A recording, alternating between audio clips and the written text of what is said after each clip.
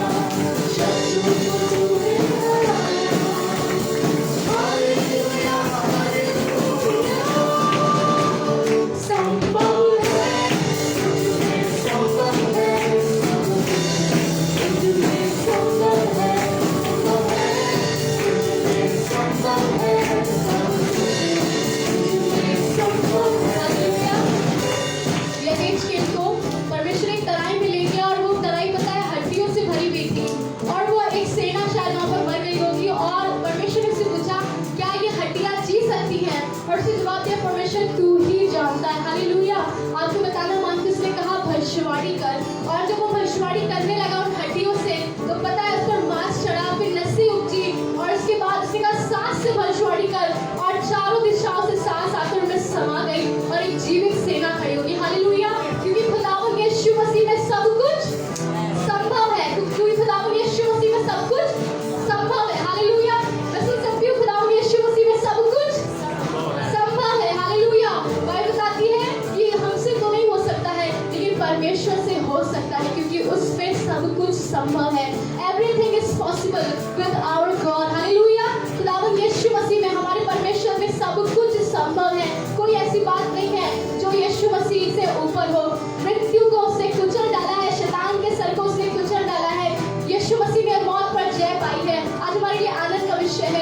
आपकी कैसी भी सिचुएशन है उसको खुदावन यीशु मसीह हटाने में संभालेगा। विश्वास से खुदावन यीशु मसीह तुझ में सब कुछ संभव है।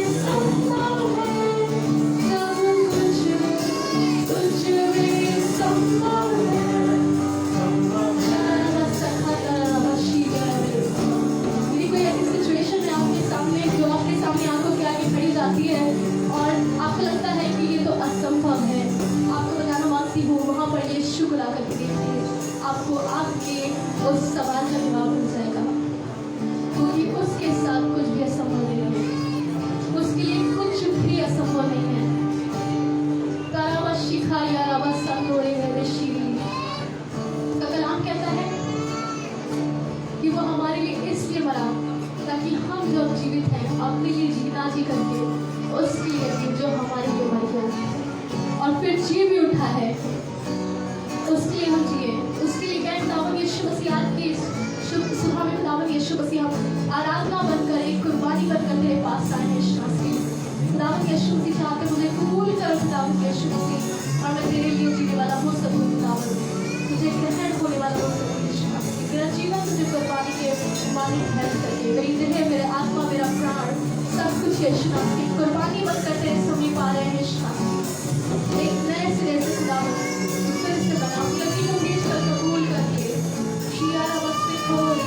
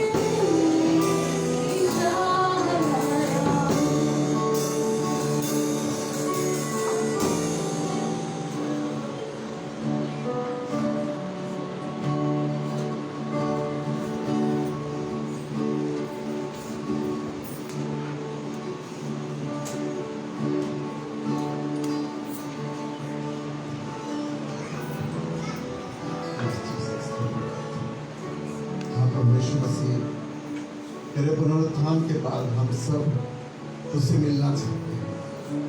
चाहत है हमारी, मर्जी है हमारी, कोशिश है हमारी। हम तुझे छू तो नहीं सकते, हमको मालूम है तूने मरियम को भी छूने से रोक दिया, मना कर दिया कि मुझे मत छू। मैं अभी तक पिता के पास नहीं गया, और मिलने की चाहत को तुझे रोका नहीं है, और तू चाहता है कि हम मिलें, हमारी मुलाकात मुझसे हो। तो मुलाकात करने वाला परमेश्वर, तेरे पुनरुत्थान के बाद हम सब से यीशु मसीह, हम सब के अंदर चाहत है कि हम तुझसे मिलने पाए।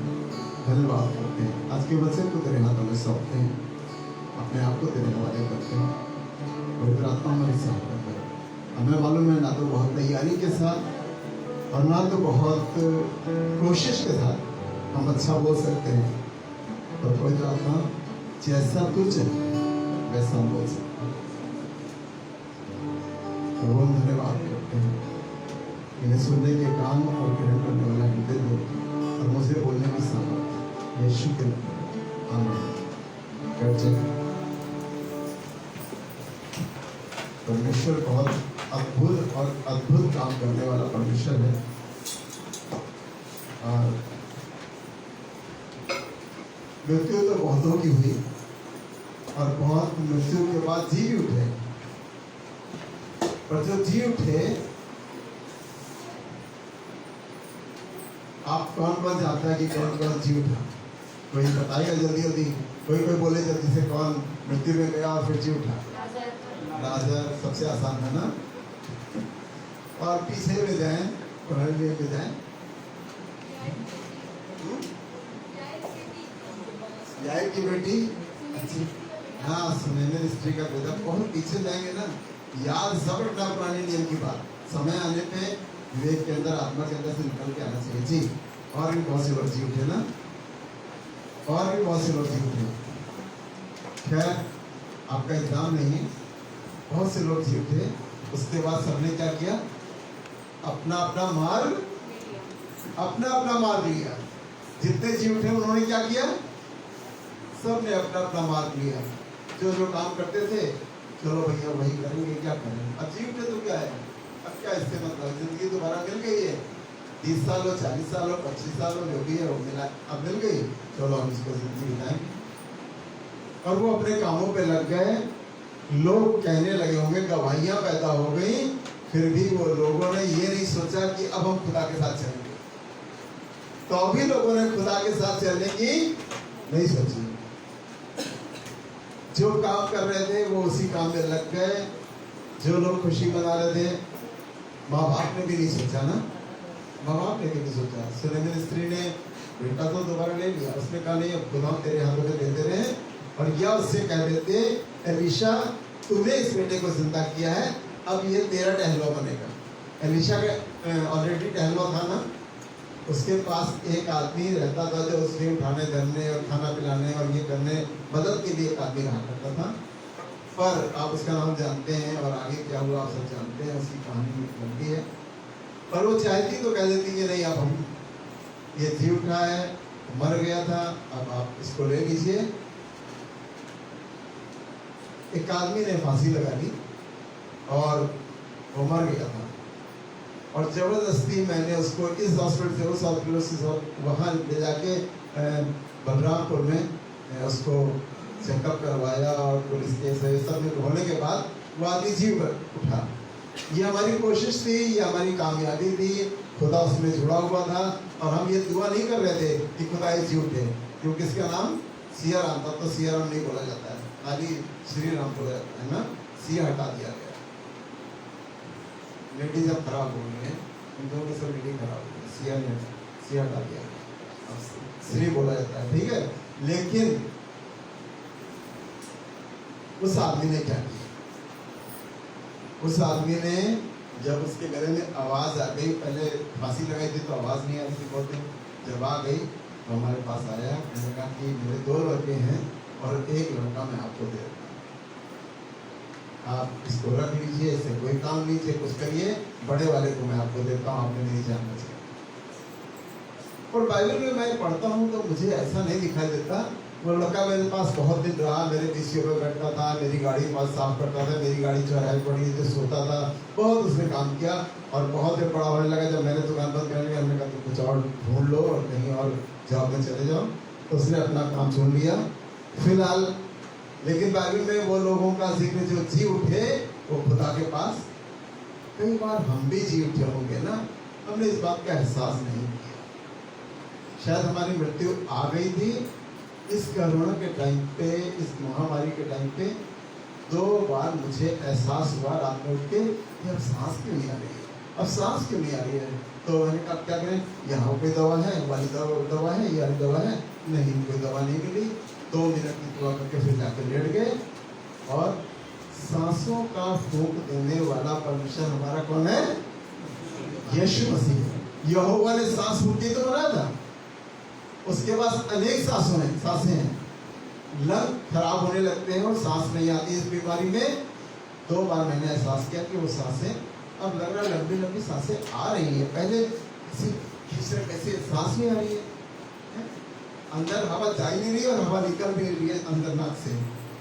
खैर उसको हमने बहुत हल्के में ले लेते हैं इन सब चीज़ों को, पर जो मर के जी उठे उनमें से बहुत लोगों का ऐसा नहीं कि वो खुदा के साथ चल दिए या खुदा के साथ रहने लगे या खुदा के साथ उन्होंने काम किया, पर हमारे यीशु मसीह का पुनरुत्थान बिल्कुल डिफरेंट। ऐसा तो कभी हुआ ही नहीं जो आसमान पर लोगों के देखते उठाया गया हो और तख्त पर जाकर बैठ गया हो और वो 40 दिन लोगों के बीच में रहा हो, पर छूने को मना करा उसने। क्योंकि हमें जो देह मिलती है वो देह यही हो या वही हो, इसका डिसीजन आप भी करें हम भी करें, पर वो आत्मिक देह होती है। आत्मा वही है और देह भी वही है, या दूसरी है जो खुदा की तरफ से दी गई है। मैं तो सोचता हूँ कि वही देह है, पर ये कि वो छूने के लायक नहीं है, आप उसे टच नहीं कर सकते हो। पर थोमा ने फिर भी कहा कि मुझे दिखा, मुझे यकीन नहीं आता। किसी ने और भी कहा तो उसने हाथ में कील ठोके हुए दिखाया, पर ये भी स्पष्ट नहीं है कि वो छूकर देखा या हाथ डाल के देखा या जो भी करके देखा। उनके ईमान के लिए उतना ही काफी था, पर हम जो आज बैठे हैं हमारे ईमान के लिए इतना ही काफी है कि वो मुर्दों में से जी उठा और स्वर्ग पर जाकर बैठा है और हमारी जरूरतों के लिए वहां से विनती निवेदन प्रार्थनाओं को सुनता है। आइए निकाले रोमियो 6 अध्याय 9 से 11 पद तक पढ़ेंगे। रोमियो 9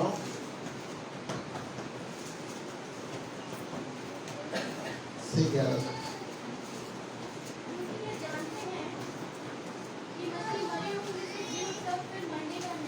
क्योंकि हम ये जानते हैं कि मसीह, फिर से पढ़िए, मरे हुओं में से जी उठा। अब जी उठने के बाद फिर मरने का, और जितने लोग जी उठे थे उनका क्या था? फिर वो इंतजार कर रहे थे कि अभी कब दोबारा फिर मृत्यु को मुझे आनी है भाई, दोबारा तो मृत्यु आनी है। तो जितने जी उठे थे उनको मृत्यु का इंतजार था कि आगे हमको फिर मर जाना है। पर यीशु मसीह ने लिखा है कि क्योंकि यह हम जानते हैं कि मसीह मरे हुओं में से जी उठा, अब मरने का अपनी जिंदगी मिली उसको। और ऐसा नहीं है कि अगर उसको अपनी जिंदगी मिली तो हमको ना मिले। जो चीजें उसने अवेल की हैं, जो चीजें उसने प्राप्त की हैं, वो हमको मिलेगी। अपनी जिंदगी के वारिस आप भी हो, ये इनाम है। मसीह जीवन का ये इनाम है। देखते हैं ना, 5 किलो आटे के साथ 1 किलो, हमारे वहाँ 5 किलो आटे के साथ 1 किलो आटा मिल रहा है। कोई आप आशीर्वाद दीजिए मल्टीग्रेन, तो उसमें 5 किलो ऑफर लगा देता है ना। यहाँ मसीह में ऑफर ये है कि अगर आप यीशु मसीह में जिंदगी भर चल रहे हैं तो मर जाने के बाद भी आप जीवित रहेंगे। मर जाने के बाद भी आप जीवित जी। अब मृत्यु की प्रभुता यीशु मसीह पे नहीं होने की। अब किसी तरह से मृत्यु आ ही नहीं सकती। मृत्यु लोक से वो बाहर हो चुका जी जी। एक ही बार मर गया पाप के लिए, अपने पापों के लिए ना, हम सब के पापों के लिए। यदि वो मर गया तो क्या हुआ? एक बार हमारे पापों के लिए मर गया और उसके बाद फिर जी उठा। जी, परंतु जो जीवित है, हम जो जीवित हैं किसके लिए जीवित हैं? परमेश्वर के लिए। और यीशु मसीह जो जीवित है वो किसके लिए? अपने पिता के लिए, कि पिता ने जो काम सौंपे उसको करना। और हम जो जीवित है वो इसलिए जीवित है कि हमें यीशु मसीह का काम करना है। जी, ऐसे ही तुम भी अपने पाप के लिए तो मरा हुआ है। पापों के लिए हम मरे हुए ना। मरे हुए कैसे भाई? कई बार हमारे अंदर जो कायल करने वाली आत्मा होती है, तो वो क्या कहती है? नहीं, ये ना करना। तो हम पाप के लिए मरे हुए होते हैं। कई बार पाप से बचने के लिए बहुत उपाय ढूंढते हैं कि कौन से पाप से हम बच सकते हैं। बहुत से ऐसे पाप हैं जिनसे आप बच सकते हो।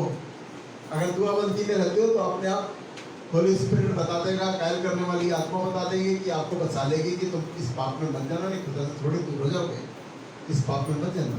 जी, तो पाप के लिए तो मरे हुए हो। जितने लोग खुदा की बादशाहत के मौफिक चलना चाहते हैं, कोशिश करते हैं, दुनिया में सबने पाप किया है। बाइबल में लिखा है मनुष्य के मन में जो कुछ उत्पन्न होता है क्या होता है? क्या होता है? जो कुछ उत्पन्न होता है वो पाप होता है ना। मनुष्य के मन में जो कुछ उत्पन्न होता है वो पाप होता है, पर फिर भी बचा रहता है। बच्चा क्यों रहता है? क्योंकि खुदा बचाने वाला है। कार्य करने वाली आत्मा हमारे आसपास रहती है, वो बचाने वाली है। हमें ऐसे मौकों पर वो बचाने की सामर्थ्य रखता है। इसलिए हम पाप के लिए तो मरे हुए हैं, पर परमेश्वर के लिए मसीह यीशु में हम जीवित। और यही हाल मर जाने के बाद भी हमारा है। यीशु मसीह ने जो सिस्टम बनाया है अपने बाद, वही सिस्टम हमारे ऊपर भी लागू होता है। मर जाने के बाद, पुनरुत्थान के बाद, जी उठने के बाद वही कानून हमारे लिए लागू होता है जो यीशु मसीह के ऊपर लागू हुआ। वही चीजें वो हमारे लिए भी चाहता है। उसने मनुष्य का रूप लेकर सब चीजें सिस्टम में लाके, और यहाँ तक कि मर जाने के बाद का भी सिस्टम उसने हमारे मौफिक रखा है, अपने मौफिक रखा है। अपने जो साथ में उसके हुआ वही आपके लिए हमारे लिए रखना है कि मर जाने के बाद हमारे काम समाप्त नहीं हो गए, हमारी चीजें समाप्त नहीं हो गई, कुछ रुक नहीं गया है, कुछ भी खत्म नहीं हो गया है। शरीर खत्म हो गया है, शरीर तो चलो सड़ गया, पर अभी आपने सुना था वर्षिप में क्या लिखा गया है? क्या ये हड्डियां जी सकती हैं? बताना नहीं चाह रहे किस्सा मेरे पास बहुत अच्छा, अगर आप तो बताएंगे तो बहुत अच्छा है, मैं उसको अवॉइड कर रहा हूँ क्योंकि उससे मैं ज़्यादा गंभीर हो जाता हूँ। तो बताना ये चाह रहा हूँ कि बॉडी जो है, बॉडी में सब सड़ जाता है, तो फिर से हार्ट कैसे पंप करेगा, आंखें कैसे बनेंगी, अंदर की चीजें और बहुत ढेर सी चीजें वो कैसे बनेंगी, सांस कैसे आएगी। मतलब खुदा जो है उन जब सड़ी हड्डियों में जो कहा बहुत तराई में फेंक दी गई थी, बहुत ऊंचे से नीचे फेंक दी गई थी। मरे हुओं में जैसे एक्सीडेंट हो जाता तो छिपाती है बॉडी में सरकार, तो फेंक देती है ऐसे गहरे गड्ढे में, कहीं से कोई ढूंढ ना पाए, देख ना पाए, तराई में फेंक दो, नदी में फेंक दो, यहाँ फेंक दो। वो फेंक दी गई थी उस युद्ध के बाद, और उसको खुदा ने तरस खा के फिर से कहा क्या ये हड्डियां जी सकती है? क्या इनका पुनरुत्थान हो सकता है? पुनरुत्थान हो सकता है उनका, वो जी सकती है, लेकिन हमें विश्वास नहीं है, उसे भी विश्वास नहीं था। उसने क्या जवाब दिया? नबी ने क्या जवाब दिया था? तू ही जानता। हमारे बस की सोच भी नहीं, हम तो सोच भी नहीं पा रहे थे, कह रहे कि इतनी ढेर सी हड्डियां जो पड़ी हैं क्या आपस में सड़ जाएंगी, नसें फिर से कायम होंगी, हार्ट फिर से नया पंप करता हुआ आएगा, ये सब चीज कैसे होगी? यहोवा ने क्या कहा? यहोवा ने खुद कुछ नहीं किया ना। वो कहता है शैतान को कुचलूंगा पैरों के तुम्हारे। वही यीशु मसीह थोड़ी क्या रहा कि मैं शैतान को कुचल दूंगा, तुम्हारे से कुचलवाएगा। वैसे ही वो कह रहा है क्या ये हड्डियां जी सकती हैं? उसने जो आंसर दिया उसके बाद यहोवा ने क्या कहा? यहोवा ने कहा इन हड्डियों से भविष्यवाणी कर, बोल इनसे। क्या करना है? सिर्फ बोलना ही तो है। और वो सब हड्डियां सब जुड़ गई, सब में मांस आ गया, सब चीजें आ गई, पूरा सिस्टम चालू हो गया, फिर से मनुष्य बन गए। ये विश्वास के द्वारा होता है। वो नबी जो इतना अच्छा नबी था, वो भी ये उम्मीद नहीं कर पा रहा था कि इतना बड़ा काम क्या खुदा कर सकता है। और खुदा ने पुराने नियम में भी करके दिखाया और नए नियम में भी करके दिखाया। आप कॉमन आदमी लाजर को देख लीजिए, 3 दिन का लाजर, बाइबल में साफ साफ लिखा है कि वो सड़ गया है। सब 3 दिन में बॉडी सड़ जाती है। और आजकल तो बहुत अच्छे अच्छे कीड़े मकोड़े भी हैं, जब आप कबर पे जाइए तो छेद मिलते हैं, बगल में ना छेद मिलते हैं। कहीं नेवला घुस गया होगा, वो कुछ खाया उसने, और कहीं वो सांप घुस गया होगा, उसने कुछ खाया, फिर कोई और भी क्या बिच्छू होते हैं वो भी घुस जाते हैं। इसीलिए लोग कहते हैं जल्दी से पक्की करा दो, पक्की थोड़ी, वो सब छेद हो जाता है उसमें। पक्की करा दो या कच्ची को। लिखा है मुर्दे अविनाशी दशा में, मुर्दे अविनाशी दशा में जी उठेंगे। तो उसका विश्वास ये है कि हम अपनी कब्र अच्छी रखेंगे। हमारे सीएनआई के पादरी उन्होंने कहा हमारी कब्र पक्की ना कराना, जब मुर्दे अविनाशी दशा में जी उठेंगे तब मेरा निकलना बड़ा आसान होगा मिट्टी से।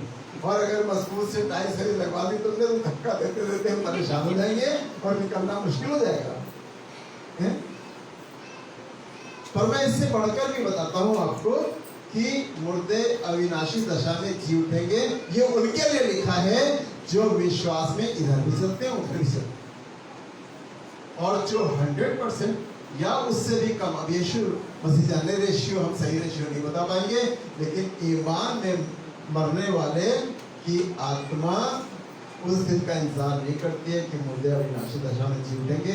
आज ही से वो वहां पहुंच जाए, आज ही से वहां पहुंच जाए। इधर शरीर छोड़ो और आत्मा तुम्हारी स्वर्ग में पहुंच जाती। यीशु मसीह ने डाकू से क्यों कहा था? वो तो पता नहीं यहूदी था, ईसाई था, पता नहीं कौन था, चोर था, बदमाश था, खराब था। यीशु मसीह ने कहा, क्या कहा था? आज ही तू मेरे साथ फिरदौस में होगा, जन्नत में होगा, आज ही से मेरे साथ। तो फिर आत्मा क्या यही घूमती रह जाती है? नहीं, अगर माफी तौबा के साथ है, मसीह जीवन तौबा के साथ है, तो क्या होगा? वो स्वर्ग पहुंचने में देरी नहीं लगती है। शरीर छोड़ो और स्वर्ग चले जाओ। स्वर्ग का द्वार हमेशा खुला रहता है, रात हो या दिन हो। रात में ज्यादा कार्यक्रम चलता होगा ना, रात में ज्यादा कार्यक्रम चलता होगा। ये तो निश्चित है कि आत्मा लेने आती है आत्मा को, ये तो हम महसूस कर सकते हैं, इस पर जोर दे सकते हैं दिमाग पे कि जब हम शरीर छोड़ते हैं तो आत्मा आती है, और आत्मा को आत्मा रास्ता नहीं मालूम ना हमको, तो आती है, रास्ता दिखाती है, चलो हर आत्मा आती है ऊपर से और आत्मा को ले जाती है और दिखाती है तुम्हारा स्थान यहाँ है। तो कहाँ स्थान में? दो बातों से मिलाता हूँ, दो बातों से मिलाता हूँ। एक तो यीशु मसीह ने कहा कि मेरे पास रहने के बहुत से मकान हैं, और अगर ना होते तो मैं तुमसे कहता कि अपना मकान उठा के लेके आना, जब आओगे तो अपना मकान उठा। नहीं, मेरे पास रहने के बहुत से मकान हैं, अगर ना होते तो मैं तुमसे नहीं। योना जब नहीं, थोमा जब प्रचार करने आए इंडिया, तो थोमा प्रचार करने में बहुत अच्छा प्रचार करते थे, पर बेचारे के पास पैसा नहीं था। वो सोचता था यार यहाँ की गरीबी देखकर तो मुझे लगता कि मैं अगर इतना रुपया लाया होता तो यहाँ के लोगों को बांटता और उनको सुसमाचार सुनाता, उनको खिलाता पिलाता, और तब वो मेरी सुनते और मजा आ जाता। तो तो खुदा ने कहा तू पैसा चाहता है कि ऐसा करूं, जाओ राजा के पास जाओ।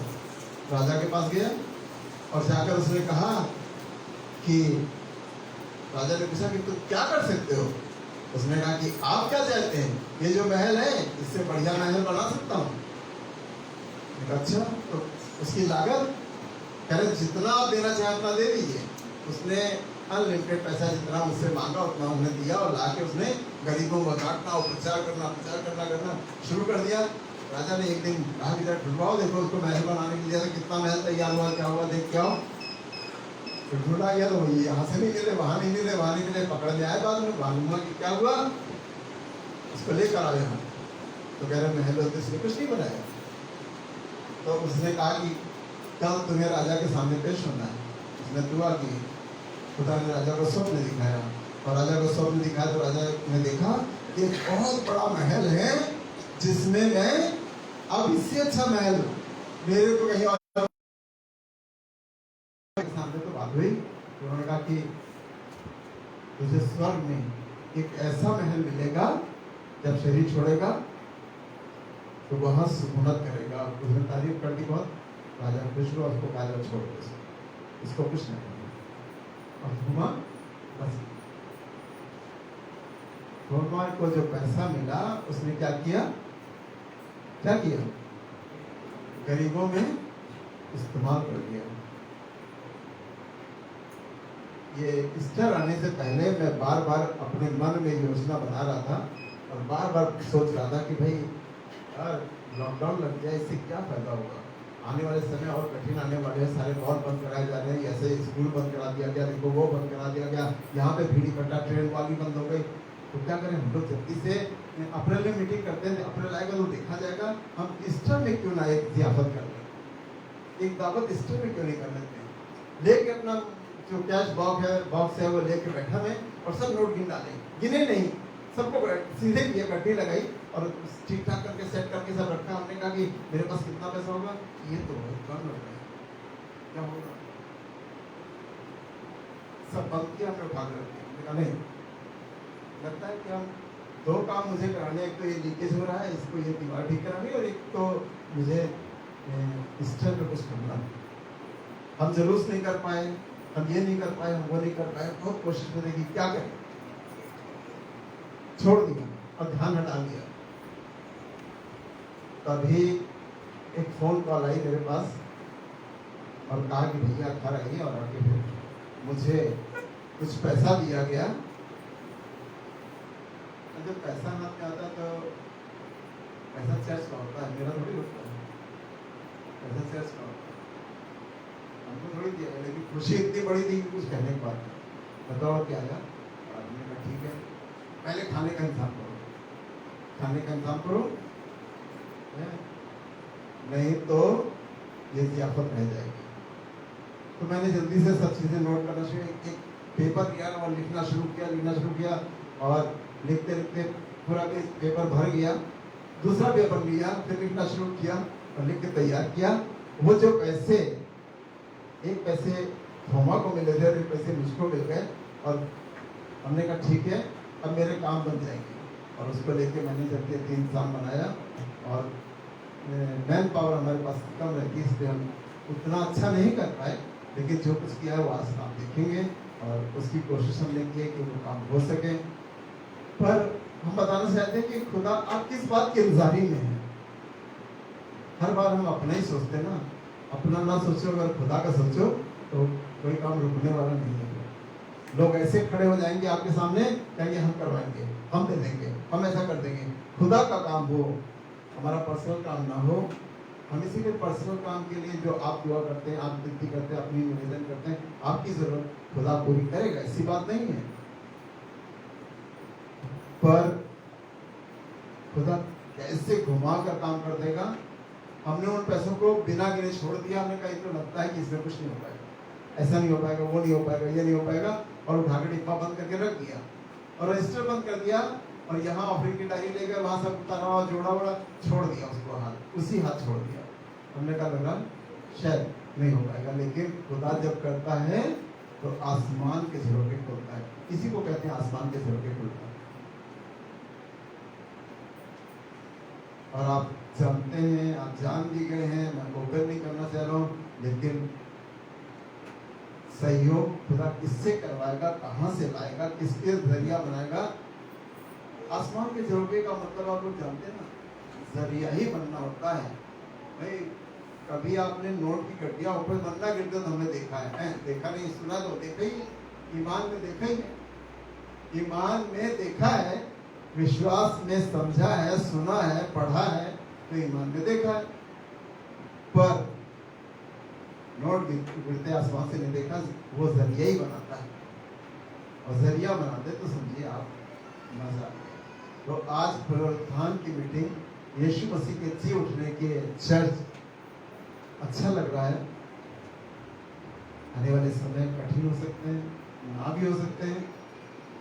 फिलहाल गवर्नमेंट में इतनी ताकत नहीं कि लॉकडाउन लगा दे, क्योंकि उसको मालूम है फाइनेंस सरकार के पास में नहीं है। लॉकडाउन लगा के बंगाल का चुनाव नहीं हो सकता, लॉकडाउन लगा के बहुत से ऐसे काम नहीं हो सकते। पर यह है कि लॉकडाउन लगाना इस समय मुश्किल है, पर ना लगे तो अच्छा है, लगे तो भी अच्छा है। हम नहीं जानते सच्चाई को, हम नहीं जानते कि क्या हमारे लिए भला है, क्या हमारे लिए बुरा है। सब बातें मिल मिला के भलाई को उत्पन्न करती है। आगे तो हमें यही बताते कि सब बातें मिल मिला के भलाई को उत्पन्न करती है। आइए पहला कुरिन्थियों में चले, पहला कुरिन्थियों 15 अध्याय, पहला कुरिन्थियों 15 अध्याय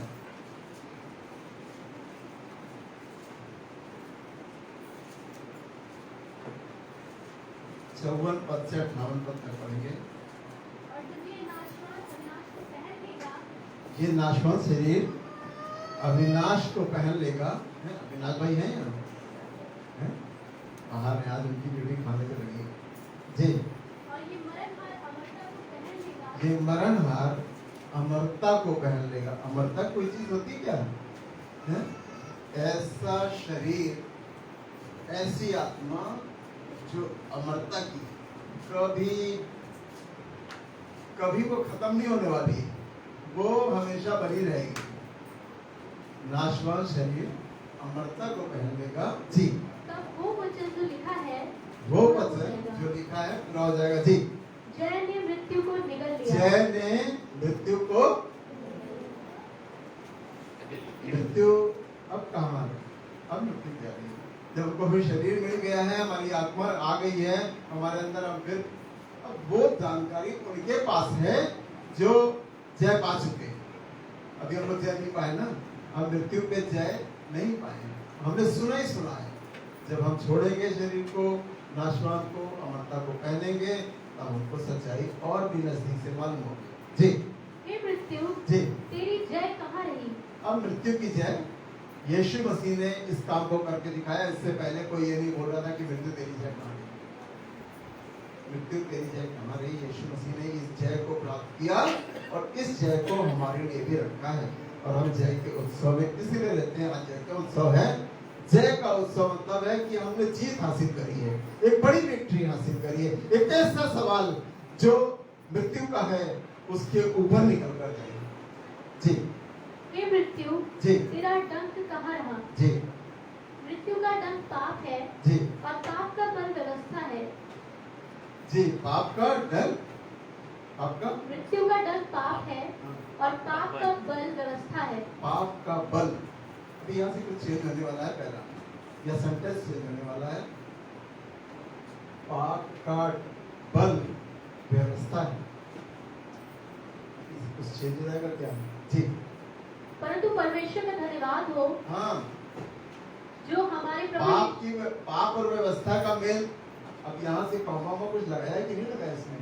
ऐसी आगे लिख दिया गया, लगा है जी। जो हमारे प्रभु यीशु मसीह के द्वारा जी, हमें जयवंत करता है। फिर से लाइन को पढ़ें। परंतु परमेश्वर का धन्यवाद हो, परमेश्वर का धन्यवाद हो, यीशु मसीह का धन्यवाद हो कि जिसने सिचुएशन को बदल दिया। पाप का डंक तो व्यवस्था है, मैं पाप करो तो व्यवस्था के अधीन हो जाओगे जी। परंतु परमेश्वर का धन्यवाद हो, परमेश्वर का धन्यवाद हो जो हमारे प्रभु यीशु मसीह के द्वारा हमें जयवंत करता है। जो परमेश्वर यीशु मसीह के द्वारा हमें जयवंत करता है। अब हमारी जीत, अब हमारी विक्ट्री किस पे है? यीशु मसीह के द्वारा है। व्यवस्था से कोई मतलब नहीं, व्यवस्था पीछे गई। यीशु मसीह ने कहा और हम उसको 100 बार दोहराना चाहते हैं कि मैं व्यवस्था को लोप करने नहीं आया था, मैं व्यवस्था को पूरा करने आया था। और उसने पूरा कर दिया। अब पाप कुछ भी नहीं, क्योंकि हम यीशु मसीह के अधीन आ गए। यीशु मसीह से तौबा करते हैं, यीशु मसीह से माफी मांगते हैं, यीशु मसीह के सामने गिरते हैं और यीशु मसीह के विश्वास में चलते हैं, तो व्यवस्था से कुछ लेना देना नहीं और पाप का हमारे ऊपर बहुत अधिकार नहीं रहता। पर जो लोग पाप की क्षमा नहीं प्राप्त करते हैं, उसी में चलते रहते हैं या वही काम कंटिन्यू दोहराते रहते हैं, उनके लिए तो अभी छुटकारा नहीं है। छुटकारा पाने का तरीका यही है कि हम पाप ना करें, और पाप करें तो हमारे पास क्या है, एक लिखा है हमारे पास क्या है, एक मध्यस्थकर्ता है, एक मीडिएटर है। वो कौन है? यीशु मसीह हमारा मीडिएटर। अगर पाप भी करें तो एक मीडिएटर है, एक मध्यस्थता करने वाला है, जो हमारी मध्यस्थता कैसे करता है? वो बीच में आ जाता, पिता से कहता है, पिता इन्हें माफ कर क्योंकि ये नहीं जानते कि ये क्या करते हैं। मध्यस्थता सलीब से कर रहा है तो क्या हमारे लिए नहीं करेगा? जिन्होंने मारा उनके लिए कर रहा है मध्यस्थता, तो मध्यस्थता का परमेश्वर हमारे लिए नहीं करेगा। जो चर्च में आके बैठते हैं, हम सब कुछ करते हैं, जो सिस्टम हमें बताया गया चर्च में, हम उसको पूरा करते हैं। तो मध्यस्थता करने वाला इतना उस राजा की तरह नहीं है जो विधवा की सुनता नहीं था। हमारा मध्यस्थता करने वाला परमेश्वर, हमें तो बड़ा अच्छा लग रहा है कि वो मध्यस्थता कहाँ कर रहा है, उनके लिए जो शरीर पे चढ़ा रहे हैं, हे पिता इन्हें माफ कर, पिता से रिक्वेस्ट करा इन्हें माफ कर क्योंकि ये नहीं जानते कि ये क्या करते। डायरेक्ट यीशु मसीह को मार के गुनहगार हो रहे हैं, उनकी माफी के लिए कह रहा है। तो आप जो मसीह में बने रहते हैं, आपकी माफी तो है, पर इससे आप छूट नहीं गए, यह पाप है। अनुग्रह इतना हुआ, लिखा है बाइबल में, अनुग्रह कितना हुआ? अनुग्रह इतना हुआ, पर ये जान रखें कि अनुग्रह अनलिमिटेड है आपके लिए, पर पाप अनलिमिटेड नहीं है। आप लिमिट में करिए, उसको लिमिट में रखिए ताकि अनुग्रह इतना हो कि उसे ढांप ले। अगर पाप अनलिमिटेड निकल जाएंगे तो अनुग्रह उसे ढांप नहीं पाएगा, कहेगा कि भाई हद खत्म हो गया। और यीशु मसीह का भी ये हद भी कोई मायने रखती है नहीं, और इसीलिए नहीं कि आप पाप करें। फिर वो व्यवस्था आ जाती है, ज्यादा पाप होंगे कुछ परेशानी आ जाएगी। पाप की मजदूरी तो, और आगे किसी को मालूम है? पाप की मजदूरी तो, और पाप की मजदूरी तो मृत्यु है। इसके आगे भी कुछ लिखा भाई, परंतु हमारे परमेश्वर, पाप की मजदूरी तो मृत्यु है, परंतु परमेश्वर का वरदान हमारे प्रभु यीशु मसीह में अनंत जीवन है। जितनी मजदूरी हम कर रहे हैं वो सब बहुत, कोई बात नहीं, मजदूरी करके जमा करते रहो, मजदूरी करके जमा कर, पाप जमा करते रहो। और यीशु मसीह में क्या है? अनंत जीवन। कितना इंकरेजिंग यीशु मसीह, आप कितना इंकरेजिंग बातें करते हैं। हमें तो लगता है कि यीशु मसीह आपको देते ही जा रहे हैं, कुछ भी हाथ रोक नहीं रहे हैं। हम पापियों के लिए कुछ भी हाथ यीशु मसीह रोक नहीं रहे हैं, और अपने इनकरेजिंग वर्ड जो लिखवा दिए वो हमारे लिए फायदे के होते ही। तो आज यीशु मसीह जी इसलिए उठा कि हम पर अनुग्रह बहुत हो। अगर वो जी ना उठा होता तो क्या होता? अनुग्रह ना होता। पाप की मजदूरी मृत्यु है, जा मरो, ये कह दिया था कि पाप की मजदूरी तो मृत्यु है, जा मरो।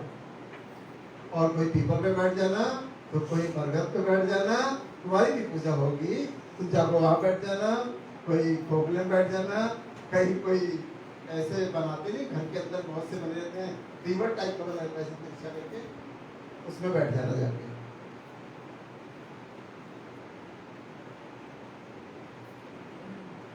हरिहरपुर में जब मैं उस आत्माओं को देखता था उस समय उस आत्मा को निकालने में बड़ा इंटरेस्ट होता था, तो हरिहरपुर जाता था और जब वहाँ निकलती थी तो हम कहते थे कि किस रास्ते से आई हो, तुम्हारे जाने का 2 रास्ते हैं कि नहीं है? अरे हाँ। हमने कहा मुझे खुदा बता रहा है कि उस पेड़ पर वो रुकी इंतजार कर रही है, लौट के उस रास्ते से ना जाना, रास्ता बदल के जाना, रास्ता बदल के जाना। जो मुंह में आता था वही बोलता था, जो खुदा बता देता था वही बोलता था कि भैया अब जिधर से आई हो उधर से ना जाना, अब रास्ता बदल के। तो पुनरुत्थान सिर्फ यीशु मसीह ने करके दिखाया, अब हमारे लिए करके दिखाया कि हम इस पुनरुत्थान के क्या हैं? पुनरुत्थान के बाइबल का वर्ड है भागी। भागो नहीं से, पुनरुत्थान से भागो नहीं, इस पुनरुत्थान के भागी हकदार हो गए। यीशु मसीह का पुनरुत्थान हुआ तो हम भी इस पुनरुत्थान के हकदार हो गए कि हमें भी पुनरुत्थान मिलेगा। जब शरीर छोड़ेंगे हमें भी शरीर मिलेगा, आत्मा मिलेगी, सब चीजें मिलेंगी, हम भी पुनरुत्थान के भागी हो गए, हकदार हो गए।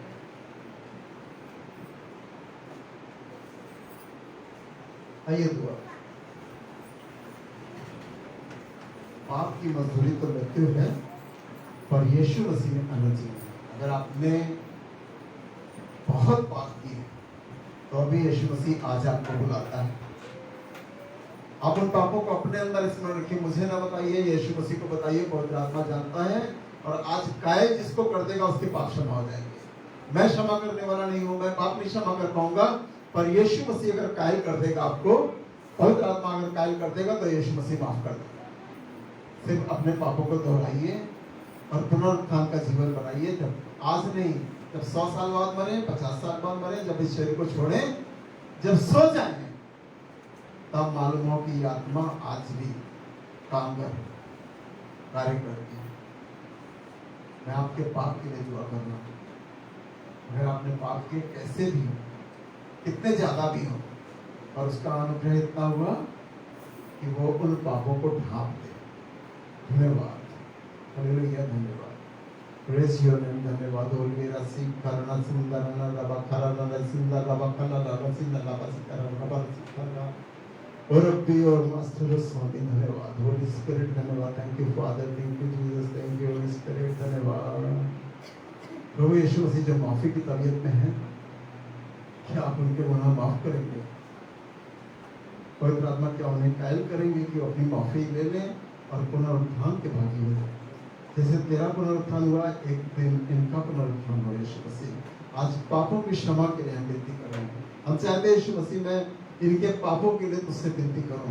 ये अपने आप में विनती कर रहे हैं, अपने पापों को मान दे रहे हैं यीशु मसीह, ताकि और समीप आ जाए। वो अनुग्रह जो इनके घर पर होता है और बढ़ जाए, वो अनुग्रह जो अभी तक हुआ है उससे ज्यादा होने लगे।